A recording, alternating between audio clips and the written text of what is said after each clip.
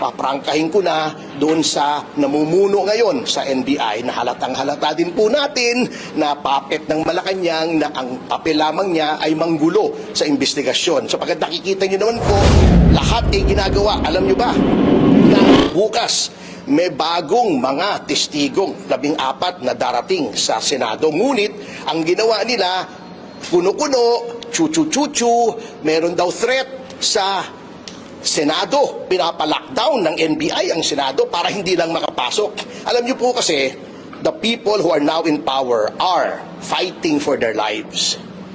Kasi alam nila ang mangyayari pagka lumabas itong flood control scandal kung sinong mastermind. Pero hindi po kami matitinag sapagkat we are not fighting for ourselves. We are fighting for the future of the Filipino people and our country. Mas malakas na motivasyon po yan kesa sa pangsariling interes.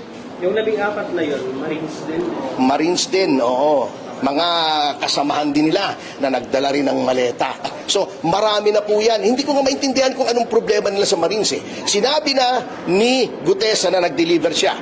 Lumabas si Saldico. Ilang beses siyang nagpahayag na talagang may mga inutusan siyang magdala ng maleta. Then may lumabas na 18 na Marines na nagsasabing nagdadala sila ng maleta complete with videos, pictures. Bakit ayaw nilang paniwalaan? Pero si Madriaga, pinapaniwalaan nila. Walang video, walang picture, nag-iisa.